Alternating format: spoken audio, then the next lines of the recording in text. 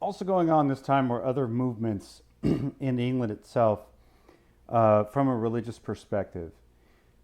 The Church of England had largely taken shape in England itself, and of course you had Catholics and others, but there was a segment of English society, specifically in some smaller towns on the western coast of England, who had become disenfranchised with the Church of England. They had become disgruntled with some of the practices of the Church of England, and they were deemed not to have the right interpretation of biblical truth in England itself. So you had a separatist Christian movement in England itself that had now become somewhat persecuted. These Puritans, as they saw themselves, were persecuted in England for not buying into the Church of England and having their own interpretations, their own way of life.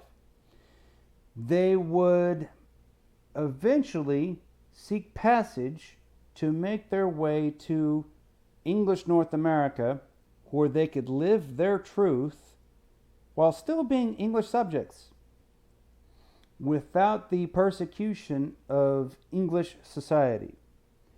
So, in 1620 or so, you have Puritans who dubbed themselves as pilgrims board a ship called the Mayflower, about 100 people or so. And they would set sail in 1620 in September and try and make their way to the Chesapeake Bay region around Virginia. However, it's not like you can take a flight and you're overseas in about 10 hours or so. You fly from Dallas to Madrid and you're there in 9 hours. That doesn't happen. You take a ship and it takes you several months to get there. Well, if you leave in September, what's coming like 3 or 4 months later? Winter. A very harsh winter. A New England winter. So, as the folks on the Mayflower realized they're not going to make it to the Chesapeake region, they encountered present-day Cape Cod. And they made a pact, a Mayflower Compact, if you will, to where those on board the Mayflower Compact or the Mayflower would create their own form of governance. They would have their own form of structure and law that would provide at least some sort of boundaries for a newfound community. And they would settle and they would create a settlement in modern day Massachusetts, about an hour south of Boston, that they would deem as Plymouth. And the Plymouth Plantation would be established. In lieu of going all the way down to the Chesapeake region, they would stay in modern day Massachusetts.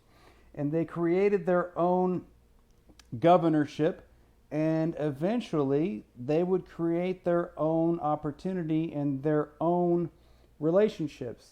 So you have a Wampanoag tribe, the Native Americans around the area, who encountered these early pilgrims, and they saw that they were struggling. The Wampanoags had many different rivals in the region, and it was deemed that, hey, these new settlers, if they can help us defeat some of our rivals, we can help them. Okay? So the Wampanoag tribe in the Plymouth area actually befriended the Puritans, and the Wampanoags actually helped feed them.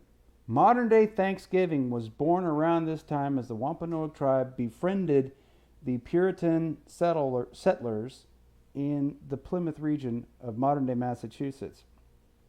So every time you chow down on a big, huge turkey leg for Thanksgiving, like I do, that's where it comes from.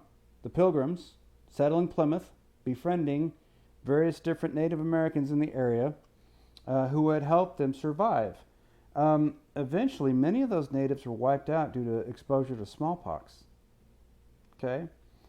Otherwise, though, you have a Plymouth plantation that was very primitive in nature. These folks were quite poor, but they were free. And when you're free to practice your own religion, it's amazing what can happen around that time when you're not restrained. Even though you don't have much to your name, you, in the very least, have your faith. And for a lot of people, that's everything.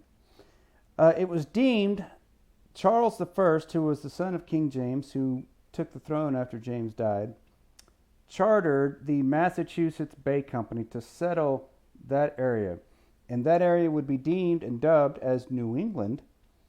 And there would be an appointed governor, John Winthrop, who would create a city upon a hill that would be a beacon for society to see, hey, all of you sinners and heathens over there, we're going to create a pure society that is truly Christian and believe. And they would create a form of government in Massachusetts called a theocracy.